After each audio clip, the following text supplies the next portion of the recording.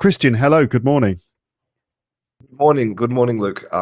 I'm so honored that you would invite me back. Um, I have to say that of all of the kind of YouTube channels and podcasts that I've ever been, invited on, yours I think is the only one where I've just had so many people come to me and say, "I know you because of Luke," or "I heard you on Luke's podcast." So clearly, you're a very popular man, which is to your credit, sir. To your credit. I'm deeply influential. Everything I say has huge consequences and ramifications around the world. So it's very nice to be able to spread my influence on planet Earth. I mean, do you when people ask you what you do, how do you describe yourself? Um, Sometimes it's a bit too complicated to say that I'm a podcaster. Plus, also, if I say, "Oh, I'm a podcaster," it sort of makes me feel a bit like a twat. So I probably don't say that. I tend to say that I'm an English teacher and I also have a podcast. And then, oh, actually, that's the main thing I do these days. What about you? What do you say? Yeah, it is complicated because uh, yeah, saying that you're a YouTuber unfortunately puts you into a basket or puts you into a category with a lot of unsavory characters, and especially um, and it's I'm just because I'm thinking about how what you said about having influence, right? And you know, I think now, like being a YouTuber, being an influencer, um, a lot of these things have a lot of negativity associated with them, right? And so it's kind of sometimes embarrassing even to say that you're part of that. That you're an Instagram influencer because then people just imagine that you're posing with your bum out on a beach somewhere. And they're looking at me and going, "How the hell is this? What is he doing?" Beard related products? What's he selling? Although I have to tell you just a quick little story. Because we went on holiday recently to Gran Canaria, because it's part of Spain, so we don't actually leave. Technically, you're not leaving the country, so you don't have to worry about you know travel restrictions. So when we went there, there was, I don't know if it's the time of year or if it's just because certain places get associated with tourists from certain countries, right? And it seems that in Gran Canaria, there's a lot of German tourists. And me and my wife discovered that German men um, are not afraid of wearing very, very small swimwear. And we saw a guy on the beach. He was probably 50 years old, between 50 and 60, enormous beer gut, right? And he was wearing a pink thong on the beach. Oh my god, a thong. A thong. Not So just his, a his, his butt was out, right? yeah, what's the thinking behind the thong for well, for anyone, but especially for men? What's the justification? So just in case people don't know, a thong is not just a pair of speedos, but it's where at the back you've got kind of like string and then one piece of string that goes into the bum crack, and it's essentially like the closest you can get to just not wearing any pants at all. But what's the Um, justification for wearing one of those?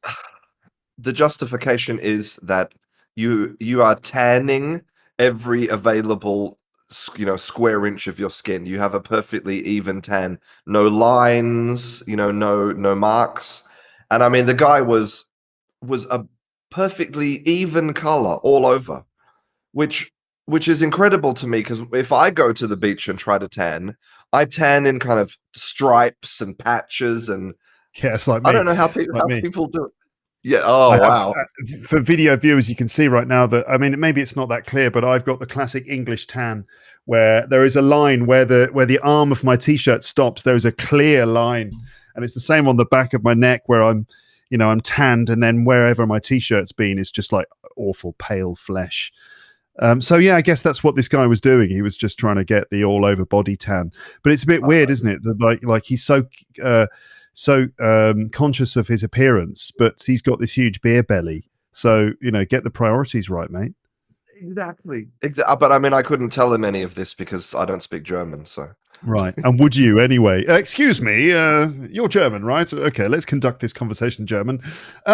You got your bum out, but you're not working on your beer belly. What's going on? I don't know. That would be strange indeed. I'm gonna guess that maybe beer belly in German is Bierguten, maybe something like that, right? Could Biergut. be. It's going to be one word, isn't it? It's going to be one long word, a Oh yeah. compound noun of some kind. Um, okay. So I don't know how we ended up talking about thongs and beer bellies, but we Yeah, I'm did. really sorry. We've kind of immediately brought the whole tone of the discussion down. Well, for me, it was down there already. Anyway, that's kind of where I live. Is in that at that level.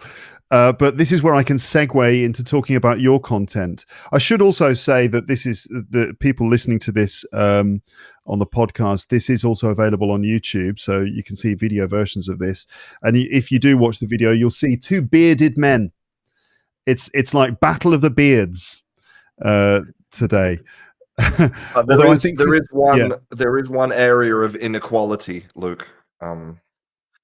yes, I'm sorry. My hair is sprouting. It's in fact too long. I'm having a haircut tomorrow. But I think you win in the beard department. I think you've got the stronger, healthier beard going on. Yeah, but look, it's already grey. I mean, come on, come on. I mean, That's good though. does it make me look like George Clooney? Because I think he's got some salt and pepper in his beard. No, It makes it's very distinguished. Having some grey in the beard, it gives you a very distinguished look. I think it's good. thank you, thank you. Right. So Christian, I wanted to talk to you again because I have for a while. I've wanted to have a deeper discussion about some of the videos which you've put up on YouTube. And some of the ideas and opinions you presented in those videos. And you put up quite a lot of content on YouTube, and most of your videos are monologues, and they're a bit like video essays in which you present an argument about some aspect of English learning. Also, you're often a bit controversial, and I think that you like to challenge accepted views on language learning, smash myths which are perpetuated among the community and industry of language learning. You often use metaphors, and you usually speak in this deliberate and persuasive manner. And sometimes I feel like you are a bit like Morpheus from The Matrix, you know, almost like feel like you would say, what if I told you that blah blah blah. Like, a lot of your videos are things like, what if I told you that learning a language was like eating a pineapple? you know I feel like, Or blue pill, red pill, right?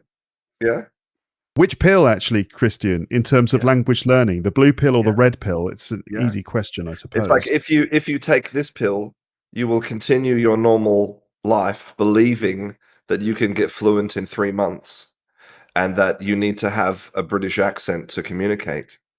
If you take this pill, then you'll see the truth, which is that you have to suffer for the rest of your life.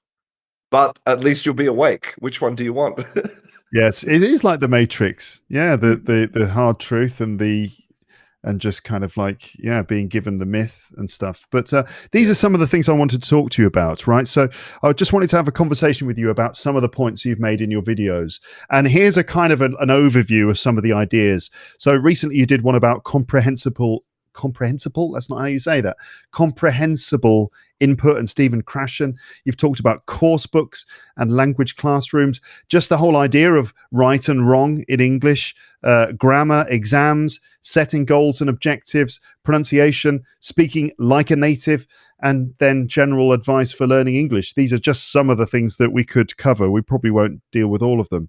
But before we do that, I would just like to ask you this: where do your ideas come from? What are your ideas based on? Where do your opinions about language learning actually come from? Um, I mean, my video ideas are basically whatever I'm kind of obsessed with at the time. I'm not going to try and pretend that there's any order or logic about there's no structure. It's just, I'm kind of obsessed about, the, comprehensible input. So I'm just going to make a video about it. That's actually something that um, I wanted to try and take more control of that. I wanted to really, like this year, I wanted to introduce more structure, right, into and have some sort of plan. But it hasn't happened so far. I'm still waiting for that to happen. It's total But I mean, I chaos, think basically, is what you're suggesting. That total chaos.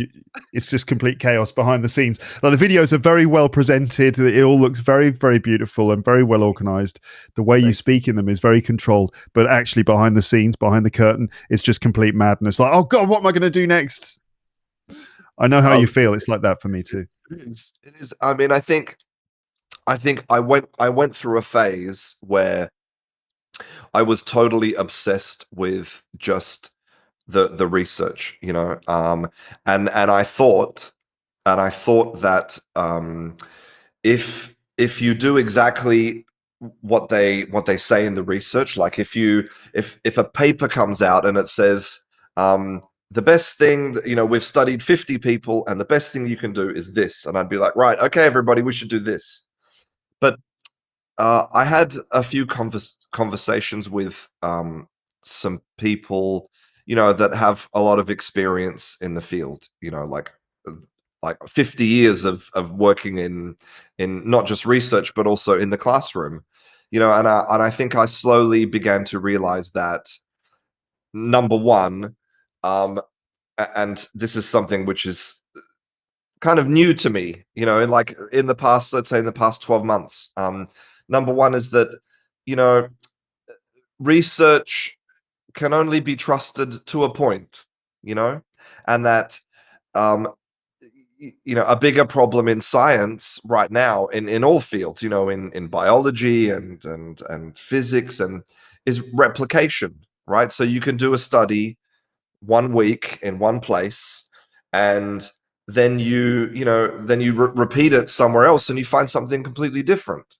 So I think I have learned to become suspicious, right? Not suspicious, skeptical about research. And so now I'm trying to find this balance um between, following what does the science tell us about language learning, but also, like, what do I know from actually working with students, and um and people who have been teaching for 20 years or 30 years, what do they know because they're actually in the classroom doing it, and those, so it's that balance, right, where both things are equally valuable, and we have to be skeptical of both, right? So that's sort of where I am right now. Yeah. Yeah, critical thinking, but academic research that you've read, um, experienced professionals who you've spoken to, and then just your own experience. It all sort of combines together to Yeah. create the positions that you have on things. Yeah, I mean, I'm sure, Luke, that there are things. I'm sure that there are things that you would do in the classroom that are probably, let's say, against what the research says, right? But Well, you know, you don't know what I'm doing in my classrooms, Christian. Uh, no, yes, I would probably say so. I wonder what, but yeah, there's bound to be things that sort of are traditionally considered to be wrong. I mean, there's always disagreement. Things swing this way and that way. Like yes, the idea of teacher talking time. When I was like going through all my training, that was like a bad thing, and people talked about how terrible that was. But then, like a few years later, these articles and papers and stuff talking about how great teacher talking time is, and that actually, if the teacher devotes some time, not too much, but some time to talking to the students, that the students then are more likely to replicate it. That in a task, if you give an example, the students kind of get the idea, and that's kind of natural, that if I do 5 minutes of talking, you feel obliged to do 5 minutes of talking in return.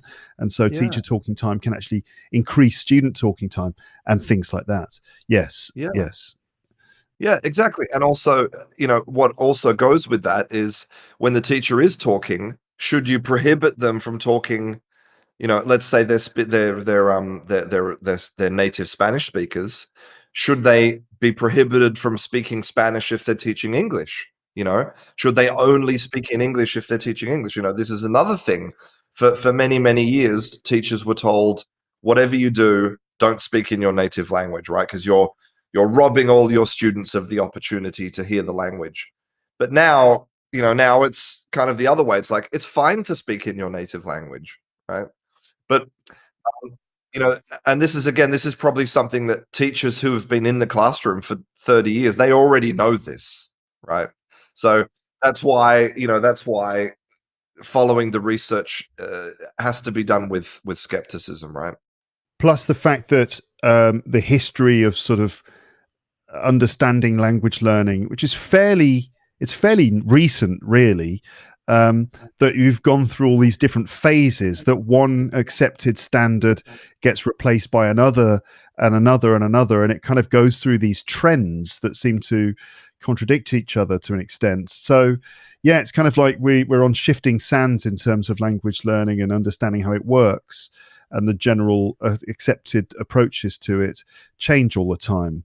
So yeah, you've got to be skeptical of the research, and yes, use a lot of practical experience, just what works in the classroom for you. Yeah, yeah, exactly. Getting more specific, right? So the other day I saw one of your uploads, and it was about Stephen Krashen and the input Hmm. hypothesis.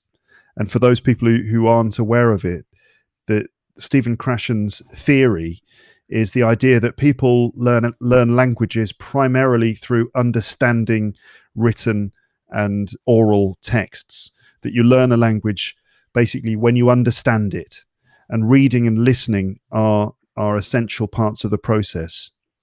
And this is a very popular idea. It's often quoted and repeated, especially these days. And you sort of disagreed with it in the video, and I felt a little bit disappointed because, as a podcaster, Hmm. obviously the Stephen Krashen's ideas, which are that learners should consume a lot of English, do lots of listening and reading.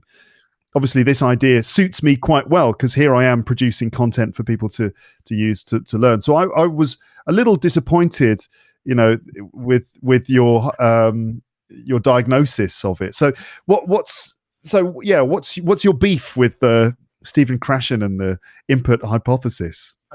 Um, yeah, so there is one thing that I regret about that video, right? Which is I didn't make something clear, which I thought would be clear, but then when I look at the video again, I realize that it's not. But basically, Stephen Krashen's uh, his language acquisition kind of theory or the input hypothesis has 5 parts. Yeah, and one of those is that we learn only through input, right? Through comprehensible input.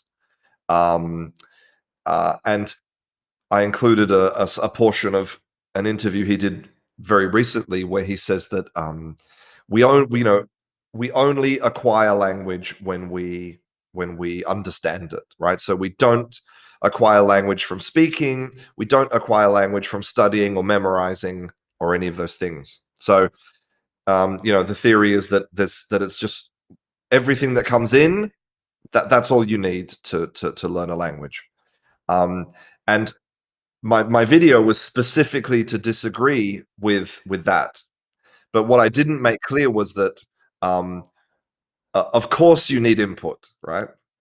Um, like I wasn't saying that you don't need input. What I was disagreeing against is that you need only input, right? And I'm upset with myself that I didn't make that clear. Yeah, and so in the comments underneath the video, a lot of people kind of said, well, this guy's an idiot because how are you going to learn a language if you don't have any input? And I'm just like, oh God, no, that's not what I wanted to say. Of course you need input, but it cannot be just only input. And of course, so there's basically two main threads to the people who don't agree with my video. The first one is that, of course, you need input, right? And the second one is that basically I don't understand his theory. Okay, so I mean, this is a very typical kind of argument, not just on YouTube, but in anywhere. It's like if you disagree with something, then the reason you disagree with it is because you don't understand it. So you need to read more, or you just need to be smarter. You're obviously an idiot, right? But you know, people can disagree with things and also fully understand it, right? Um, yeah, What apparently don't you understand about it? that's not made clear. Well, I mean, some people have said, you don't understand the theory because Mr. Krashen doesn't actually say that you're not allowed to speak. In fact, he says that speaking is good, right? And he doesn't, so he's not prohibiting output. So this video is a straw man argument, right? It's basically you are constructing, you're misrepresenting his views, which I don't think that I am, because sure, he's not prohibiting speaking or writing or any kind of conversation or output, but why would you do it if you don't if you only need input, right? So he's he's prohibiting it through reduction. I mean, what I mean is, if you only need input to learn a language, then why would I waste my time having conversations, or writing a diary, or doing any of that, right? Yes, but the Yeah. theory doesn't prohibit speaking, which is obviously a vital thing to practice. I guess what by acquisition, I guess he's talking about sort of getting language, because it's so complicated. You've got to get the stuff first, and then you've got to produce it. But it's got to be in there first before it can come out. I suppose is what he's thinking. Yeah, I And mean, because the video essentially, in the world of language learning, like if you're just an ordinary person wanting to learn a language, you probably have never heard of Stephen Krashen, and you can spend 20 years learning a language and you will never hear of him, right? He's like everybody in this field, he's a fringe kind of person. He's a small personality, right? Um, so the video has attracted lots of people who either are English teachers or they work as researchers, this kind of people. So the discussion is a different kind of discussion. Um, and there's a lot of people saying, well, how can you be against the input hypothesis when there's so much research to support it? Well, I mean, there isn't, for a start. There's lots of research to show that without output, um, that you can't really progress, right? I mean, for example, I don't know if you know uh, the book by Spada and Lightbound called it's called How to Learn a Language. I don't. No, I don't think I do. Yeah, so I mean, it's kind of for people who go to university and study language acquisition, it's kind of like one of the Bibles, and they just released the fifth edition, I think a couple of weeks ago, which has been revised, and I'm just going to read a very small part from this. It says that research has overwhelmingly confirmed that vocabulary growth will be limited if the learner does not also engage in focused vocabulary learning activities. And there's also evidence that vocabulary development is more successful when learners are fully engaged in activities that require them to use them in productive tasks, right? So I just think the accusation that all of the weight of evidence is on the side of the input hypothesis is just not true at all. And I mean, I actually asked my wife about this because I thought, well, I could make a video where I just pull out all of the evidence, all of the academic research against this, but I'm kind of then what's the point of like me? What's the point of my personality and my own? What's the point of my own identity if I'm just regurgitating other people's stuff? So I kind of decided to do it without without talking about any research at all. So yeah. Okay. So, I mean, do your videos get sort of heated responses? Do your videos sort of get lots of negative responses? Do people disagree with you and stuff? Um, I'm going to say in general, like 95% of the time, um, no. It's like, all of the comments are just love, you know. Um, and I think, and that is absolutely not because, my content is like the best or anything. Because if you look at basically any English teacher on YouTube, go and look at even the tiny channels, massive channels. It's all love in the comment section, right? All Yeah, love. it's amazing, isn't it? Yeah. I have to admit, sometimes I'll have a look at other people's content, and people are writing, "You're the best English teacher in the world," and I think to myself, "Wait a minute, I thought I was the best thing. What? Who is this person?" And every single English teacher online is the best English teacher in the world, which is like, okay, great, this is fine. Yeah. I mean, how did we end up in an industry where we're appreciated so much? I mean, that's really lucky, right? I think I have to say a large part of it is because we're giving it all away for free, Yeah. right? I mean, English is sort of a buyer's market in a sense. I don't want Yeah. that to sound like we're not privileged to have English as our first language, because obviously it's a huge privilege. I think about that all the time, that because English is like this language that everyone wants, and it's my first language, and I just grew up speaking like this. It's just a huge privilege that allows me to just, people just want to listen to me. Um, but what was the question? Yeah, it's why do we experience so much So positivity, much love. right?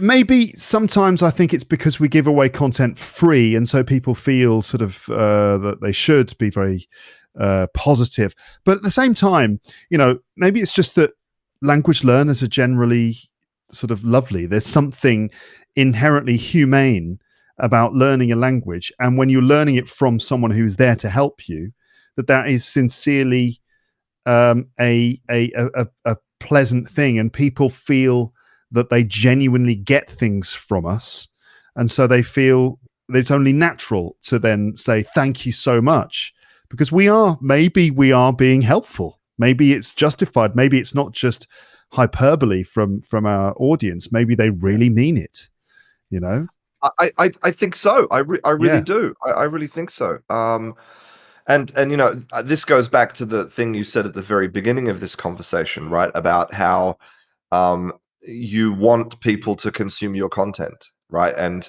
if there's somebody out there who's saying, you don't need input, right? Then it's kind of like, oh, but I think Crashen would actually be on your side 100%, because I think your content is actually, you're not on this podcast to, give lessons about how to construct the present simple, or what's the best way to memorize 10 words. You're actually producing content, right? Like, the language is secondary. It's like people listen to you because they want to actually hear the content of what you're saying. It's not um focus on form, not focus on forms, or whatever it is. Hopefully the consequence is that sort of they do.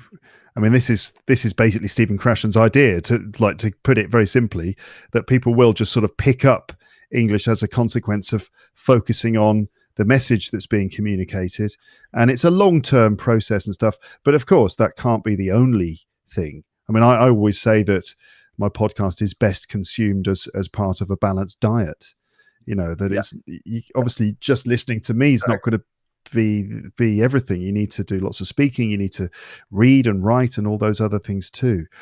Yeah, exactly. I mean, um but again, it's the question that the student has to ask themselves, well, what do you want?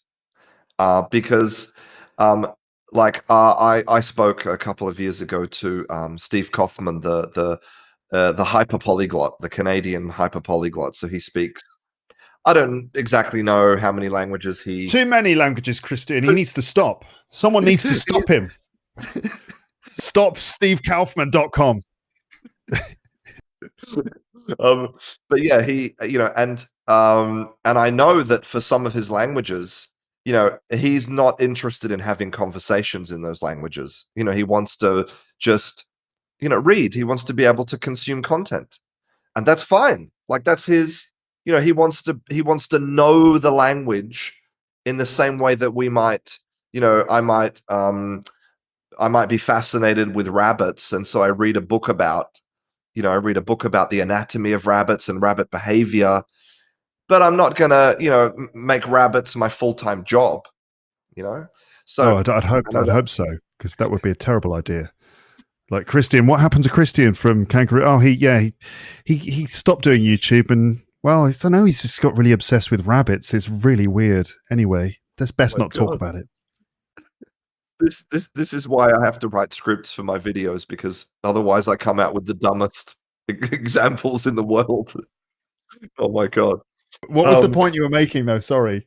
you know what? No, I think the point is that, so Steve, when he's learning a language, sometimes his objective is probably what, for example, Stephen Krashen would call acquiring language. He wants to just know it. But for a lot of learners, especially if you're learning English, let's say for a practical reason, like you do want to be able to, um, maybe work in that language, right? Then input isn't going to be enough. Like exactly what you said, you need the balanced diet. Um, so, the first question is always the student has to ask themselves, what do I want? Um, and just I think the general rule is to be wary of anybody who tells you that they have the answers. Because like a few months ago, I had an interview with Diane Larson Freeman, who is who has been she's uh, oh my God, what are they called? She's English, no, a well, teacher. she started as an English teacher, and then now she's an applied linguist, right? Which means that the work that she does is actually practical rather than theoretical, right? Um, and she's written various books about language acquisition. Um, and the first question I asked her when I met with her is, "So, Diane, what's the secret to learning a language?" And she said, "I don't know." Right? And this is after 50 years. Hmm.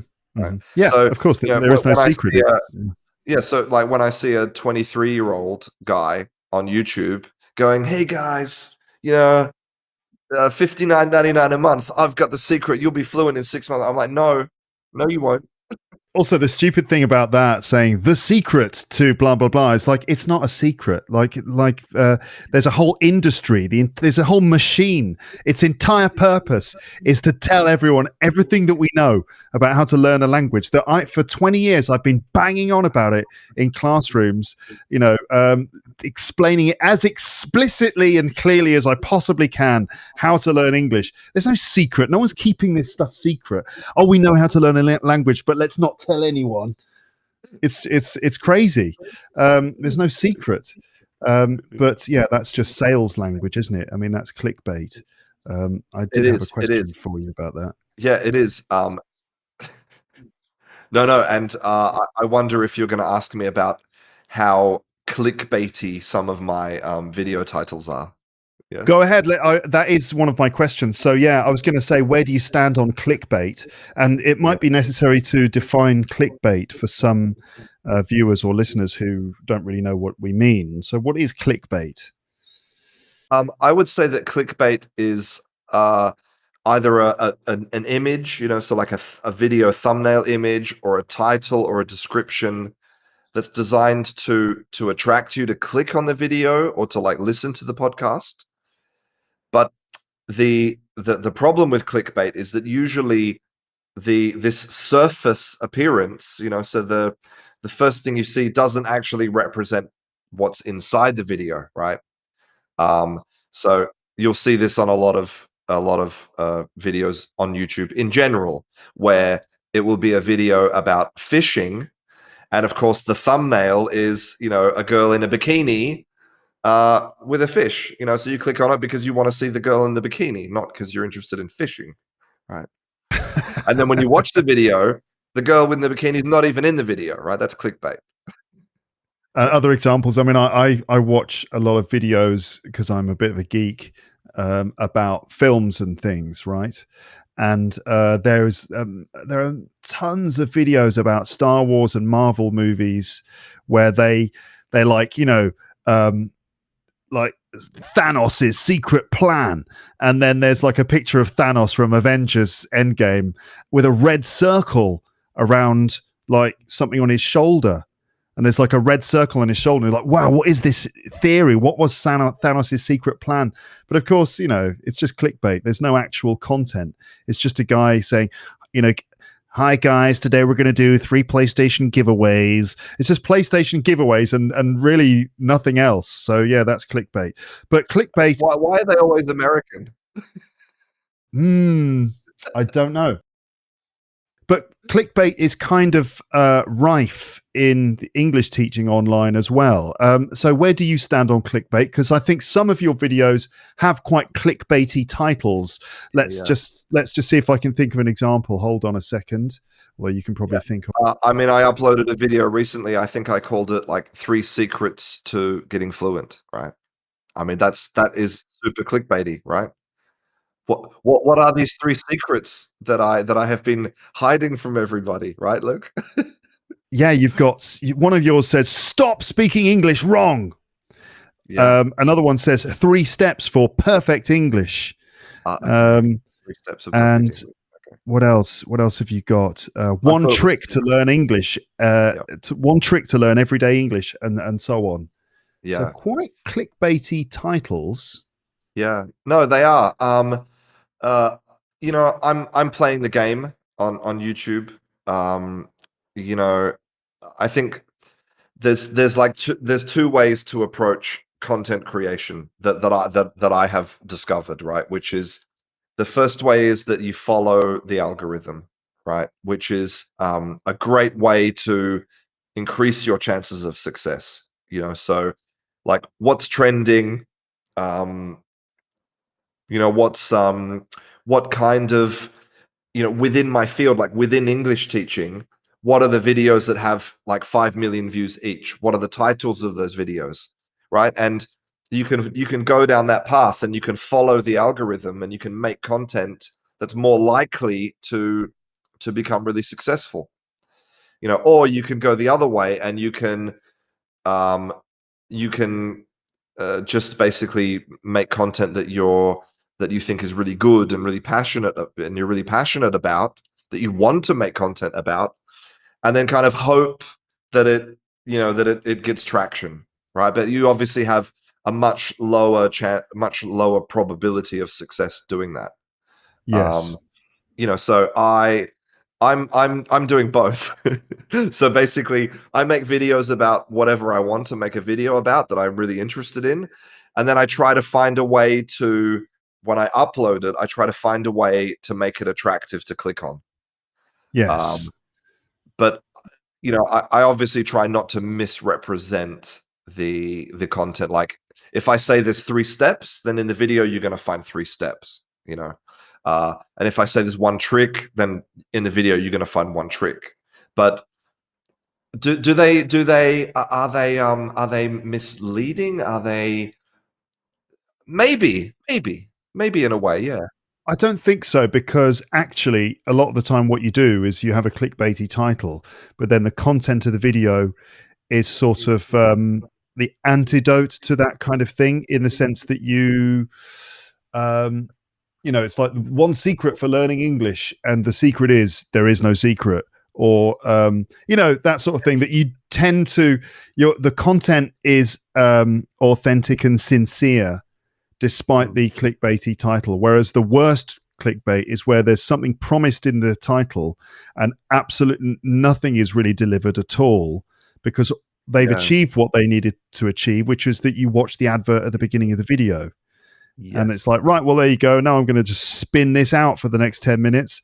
But yours, at least there is some sort of message, which is like, there is no secret to learning this, or, grammar is not just about right and wrong, that there's a lot of gray area and this isn't always Mm. reflected in exams. And, there is some content that backs it up, I think, often. Yeah, I mean, but I think you could argue that sometimes it is misleading, and I would have to agree with that. But this is this is just a result of if you, I mean, I'm not going to lie, I want people to watch my content, um, and it's not really about the money because unless you have millions of views like a month, which I don't have. Unless you have that, you're not. It's not a full time job. You can't live off ad revenue from YouTube.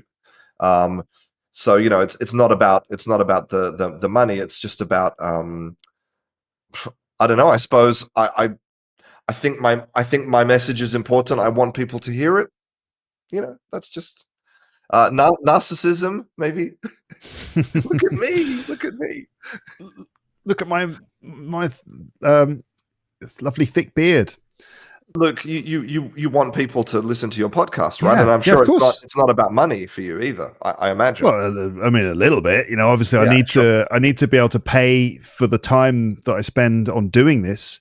So yeah, it's got to be worthwhile. If I didn't make a living from this, I wouldn't be doing it.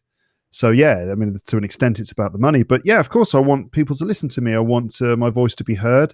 I mean, you know, as a content creator, of course, you want your content to be consumed. As a Mm, comedian, you want to have an audience. As an English mm, teacher, you want students in your class. If you're a radio presenter, you want people to be actually listening to the show. So yeah, I guess the clickbait is just part of the game, that you've got to get people to click on your content, and then what you deliver after that is another question. Um, we were talking before about how I think sometimes you present slightly controversial points of view, or maybe sort of polemical points where you disagree with something, or you sort of like smash myths and things. Are you mm. trying to court some controversy or something? And what's the motivation behind that?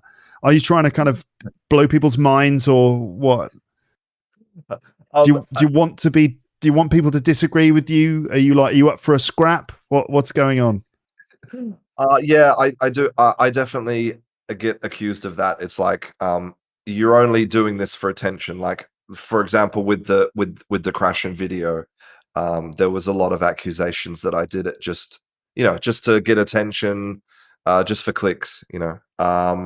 Which is absolutely which I can say genuinely it's not true, but obviously that's up to people whether they believe me or not, right?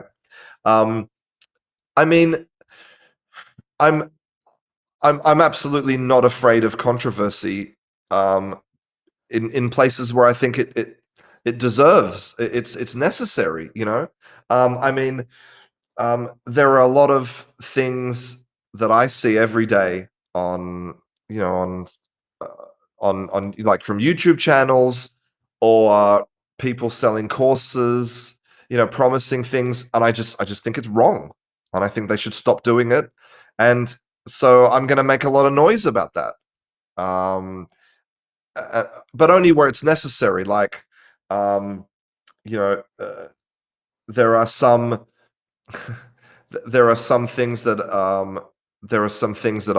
I would not want to make any more controversy. Some areas, right? Um, Mm-hmm. there was to be completely transparent. There was a moment there.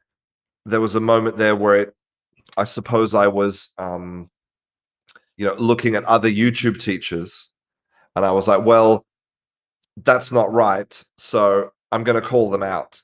You know, but I think I've decided that I'm not going to do that anymore because it's too complicated from like a social standpoint. There's Yeah, it's very fraught because yeah, you end up dealing with the personalities of the people you're criticizing, and what happens on yeah, social media which is when one figure criticizes another figure, then all the sort of a lot of followers will sort of pile in on that person, and you get that Yeah. kind of situation, which is not necessarily what you wanted to do, I'm sure, but that kind of thing can happen, and that's very awful. Can.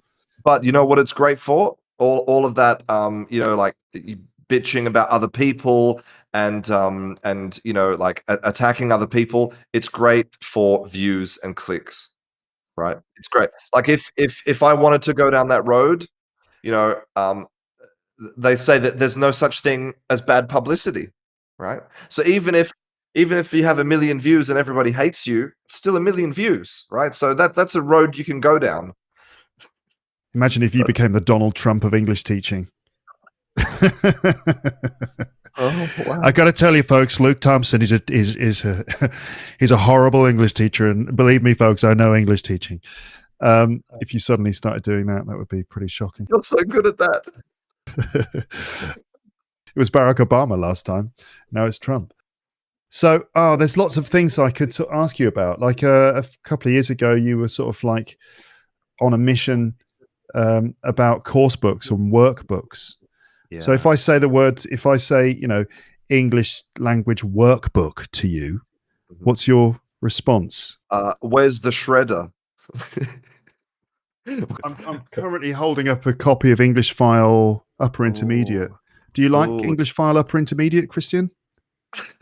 Um, uh, the urge in me is very strong to rip that out of your hands and throw it out of the window. Really? Really? Why? What's wrong with Oh, English I File? just Everyone think that likes English File, don't they? I don't. Um, I just I think the reason that I don't like workbooks is because I think that any English class would be immediately better if you just got rid of them. Yeah, but you Um, say that when I first started teaching, or like a couple of years in, or whatever, the idea of going into the class with nothing was absolutely terrifying. And books like English File and others were a lifeline for an inexperienced teacher, and I learned yeah. so many things from Oh, those books. But you have a case. You have a case against sort of the some of the principles which underpin course books being used in the class. yeah. I mean, I have something. I have my opinion about that, and um, and look, this is nothing personal, right? But when I as you said before, being born as a native speaker, we automatically have this. We're born with this privilege of you know knowing without any effort this global language. And when I first started teaching, um, I had no right to be teaching because I didn't know a damn thing about teaching, and I didn't know a damn thing about the English language except that I spoke it. You weren't qualified at that point. No, no. I'm No. still not qualified. I have never done a TEFL course. I've never done a CELTA, Delta. I haven't been to university. Nothing. Right. I'm Okay. So zero what qualification. you have no qualifications at all? No, no. I dropped out of high school, and went and worked in a video shop in Blockbuster. So should I have been teaching students? No, I shouldn't have been. But I was able to do it because two reasons. One, because um, I had this ability that I didn't acquire through effort. I didn't like knowing a language as a native speaker is not the same as knowing it, so that you can teach it, right? Um, I'd never heard of past perfect in my life, right? In my life. Yeah. Um, Of course, like most, I think, like most monolingual native speakers of English, they don't have no idea about grammar, right? When I was doing my CELTA, which you haven't done, Christian, it's very disappointing. But when I was doing my CELTA, I remember having to teach present perfect and stuff. And I remember having a conversation in the kitchen with my mum and dad about what the hell present perfect was. And we're all disagreeing. And, it was terrible. I didn't know. I didn't know what a lot of the grammar was, and it's taken me quite a lot of effort and work and studying, and lots of time spent trying to decode present perfect and what it is and what the problem is with it, and all that Yeah, sort of stuff. Yes, it takes a yeah, long time. it does. But the other reason that I was able to immediately start work is because the students, they had this idea, this preconceived idea that because I was a native speaker, I could teach them English, right? So it was just the combination of both of these things. It's like the arrogance of being a native speaker plus the willingness of the students. That combination, it works. And how many millions of English teachers are out there backpacking in China or Vietnam right now doing classes and they have no idea about language, right? Yes. Probably Oh, a lot. millions. Oh, Millions, yes. right? Um, but I would say that that they shouldn't be there, right? And if you're not able to do classes without workbooks, then you're not ready, you know? Like, and I don't know if now looking back, if you agree with that, like, would you feel comfortable now with all your experience doing classes without pulling out the English file? I would. Yes. Yeah. I'm just wondering when that happened. Um, Mm, I mean, the beginning of my career, I was teaching in Japan, and I've talked about it before on my podcast that mm, the conditions were pretty difficult. So I would have a 9-hour day, something like 8 lessons during the day. At the beginning of the day, I didn't know who my students were, and I'd have 3 or 4 students in each class. So it's pinned on the notice board at the beginning of the day what the classes are, and students are added as you go through the day. And it goes like this: first lesson. You've got like a few minutes beforehand to prepare. You look at the students and what they've done and the lessons they haven't done. You find the ones that they all haven't done, and then you teach them that lesson. You've got a few minutes to prepare the lesson, and then you go in for 45 minutes and teach it. Then the bell goes, and you've got 10 minutes from that moment until the bell goes for the next class to get out of the right. class, write all your notes for each student, put the files back, find the new files for your next class, work out what they need to do, prepare and plan your entire lesson, get in the class and start teaching it all in 10 minutes. So I had to learn to kind of make it up as I went along quite a lot. It was tough. Um, so I have had some experience of doing that, but teaching sort of multinational groups of people from different countries in London, where they've paid to travel to be there, and the pressure is really on. That going in with nothing is just crazy. And also having done the Delta, which I'm very disappointed to know that you haven't done, but uh, uh, doing the Sorry. Delta, they were always said, that with the Delta, you have to spend weeks preparing for one lesson where you've got a language point that you're going to teach in that lesson, and you have to write a full essay explaining the ins and outs of that, and then a fully broken down lesson plan where every single moment is accounted for. And then if so you've got to prepare a lot. And then, of course, what happens is in the classroom, you have to be prepared to throw the lesson plan out of the window and teach the students. But anyway, my point is the idea of, now I think I could go into class without any material and just kind of do it. And I do that a lot.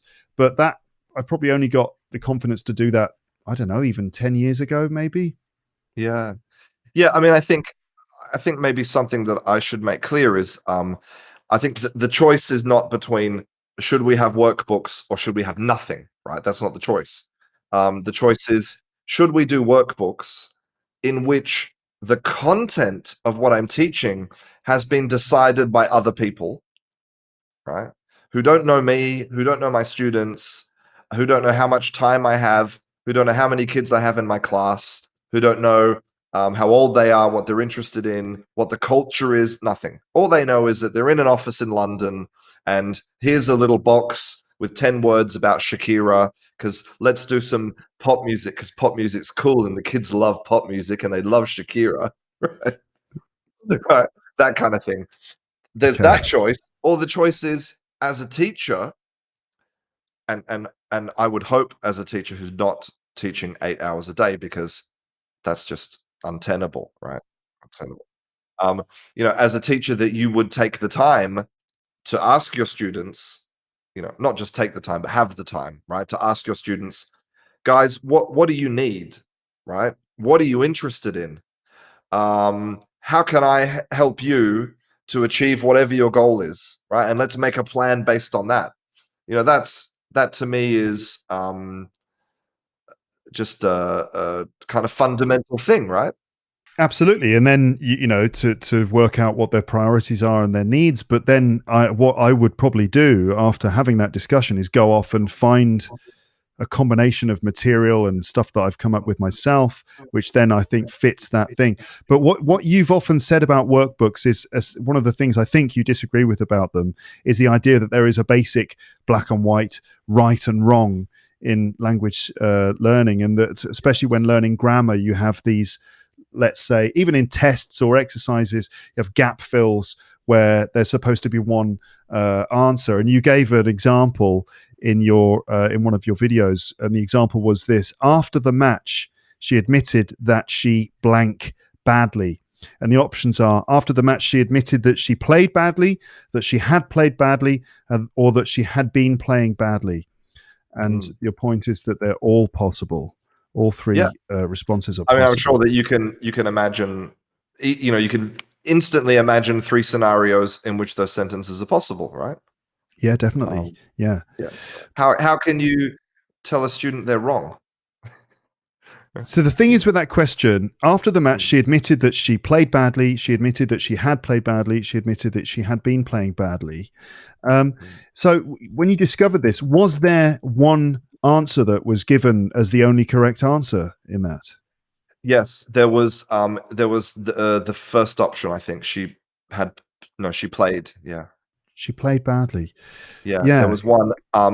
The second answer, I think, was marked in brackets as also possible, right? Okay. And then the third one was marked as incorrect. And so students develop this idea over time that there's got to be one way for me to do this. But the Yeah. thing is that, you know, if I'm making a decision between which verb is correct, I need to know the whole story. I need to know, how does this fit in with other sentences or in the context. I mean, so I think it's very dangerous to teach students to just learn stuff in isolation, you I know. think I have to say that does that not support Stephen Krashen's model, which is that for him context is everything, and that understanding the 80% allows you to fill the blanks, and with the grammatical and meaning context, that's what helps you understand the grammar. Is that not his point? I don't think that that's part of his theory, really. Not specifically that, right? But he does Um, argue that you can kind of learn grammar through consuming language, sort of. Sure. I mean, look, you can, right? I think we all know people that have moved to a new country, and they've got a job or whatever, and within a year they're really really able to communicate really well, you know, but they haven't done any study. They've picked it up through just trial and error, through a lot of let's say probably uncomfortable and difficult work. Of being in situations where you don't understand and you don't have the words, and it's but um, number one, I would say that if we're specifically talking about the input hypothesis, none of those people have only listened. They've also struggled over that time to participate. Um, and the second thing is that it that takes a very specific type of personality. You have to be really brave, and you have to not be afraid at all of kind of making a fool of yourself. And also, it's also uncomfortable for other people, right? When they're kind of waiting for you to produce this sentence, um, and they have to wait 10 minutes because your Spanish or your French is so bad that you're sort of like, Joe, hablar, and they're like, oh my god, just um, Yeah. so to be in a situation where that you're making others uncomfortable, that also takes a specific type of personality, right? And but the third thing, and I think this is the most important, is that it's not as fast or efficient to do it that way. You know, if a student spent half of their time doing that horrible, difficult stuff, and the other half of their time hitting a bit of deliberate study, a bit of grammar, a bit of when I say deliberate study, I would say like focused attention. So not just reading a book, but reading a paragraph and pulling it apart and taking the time to say, why is it like this? Doing that person would learn much faster. I think that's the key thing, you know? Yes. Yeah, I, Yeah. I agree with the idea of combining different approaches and trying to, the balanced diet, trying to Yeah, combine the and do balanced diet. lots of things.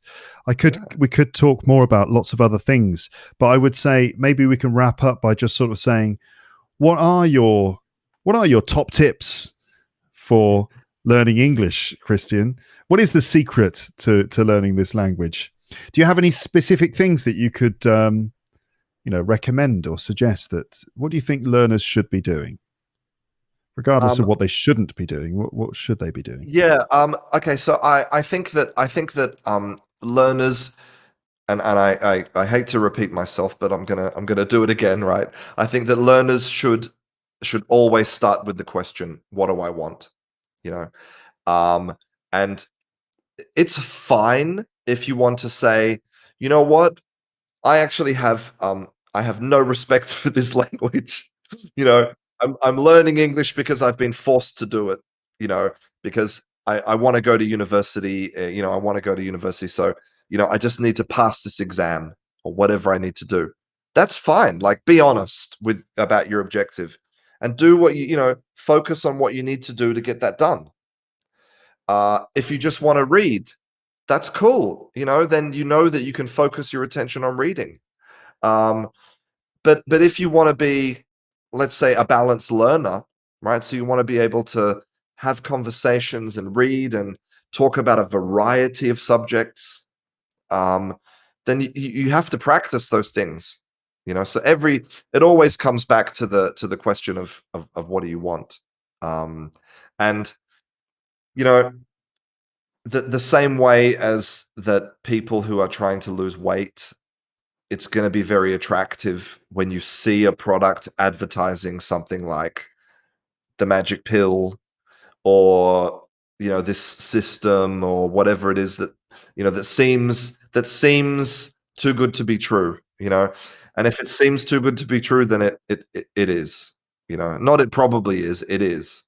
So just you have to just accept the fact that learning a language is probably the hardest thing that you'll try to do as an adult. I think it's even more difficult than learning an instrument, which is already very hard, right?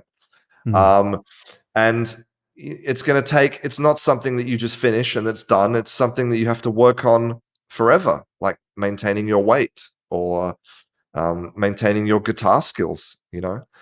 And so definitely. the combination of knowing what you want and being realistic, I think, is the secret to success. Okay. All right. Very good.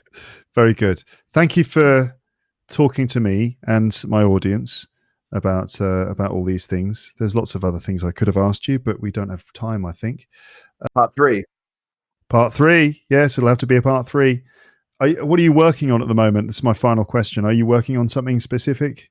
I'm working on three exciting projects, which have been unfortunately delayed because of COVID and things. So the first thing is I'm working on a project called blank workbooks, which are hopefully going to solve the problem that you talked about before. So a teacher who wants to take control of the what's happening in class, but is not experienced or confident enough to not live without a workbook, this will be the solution, the blank workbook. The second thing I'm working on is an app, is an app uh, which is hopefully going to fulfill my ambition of creating a place where people can practice. So it's not about learning; it's about practicing. Because there's lots of apps for learning, Duolingo, and all that. Um, and the third thing is a secret project that I can't tell you about, Is it but about I'm the super secret for excited learning about. English? And Okay, great. But before you go, let me ask you about Pencils of Promise and the project to build school or a school, or in fact schools in sort of places that need them. Laos, I understand. Yeah. What's the situation with the project at the moment?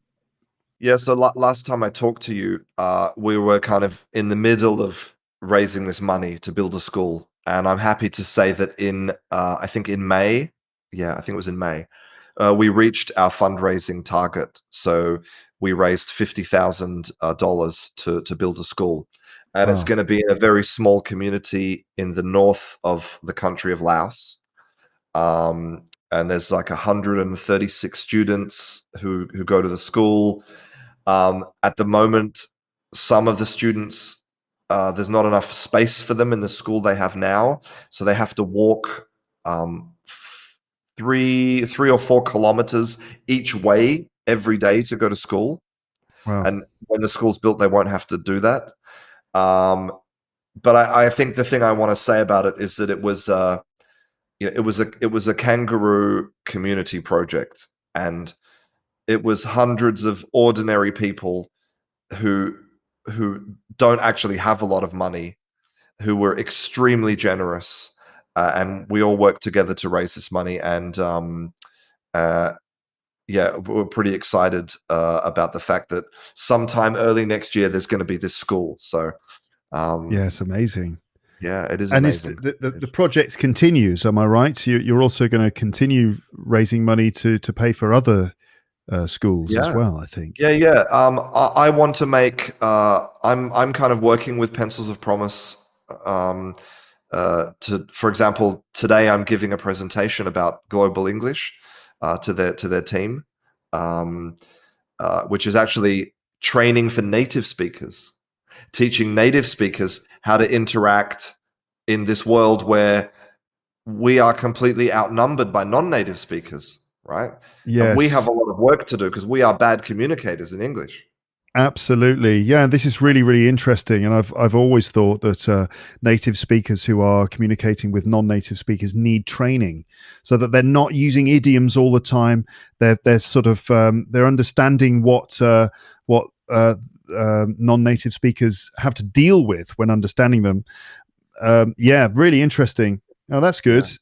Yeah. Yeah. Okay. So that's exactly what we're doing. And we're talking about idioms, and we're talking about all of the types of language that make international communication really difficult, right?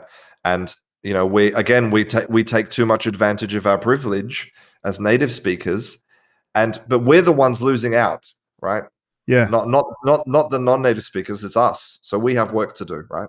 The attitude's a bit sickening, isn't it? Where it's basically like a native speaker says, "Well, you're the one learning my language. You have to make Oh, 100% of the effort, and I will oh, just carry on speaking in exactly the same way, without bending to help you at all."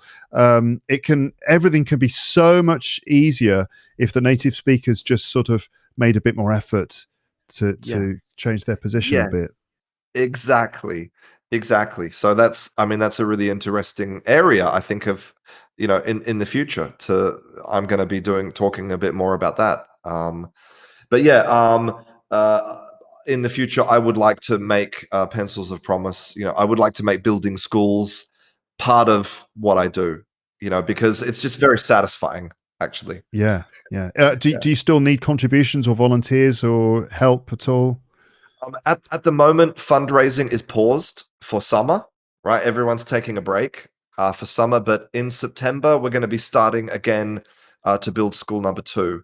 And I'm going to be making announcements on my social media and through my newsletter. If anyone is interested in helping to build schools, then yeah, you can I'll be making announcements about that. Yeah. Your newsletter is on your website, I guess. Yeah, so if you go to canguroenglish.com,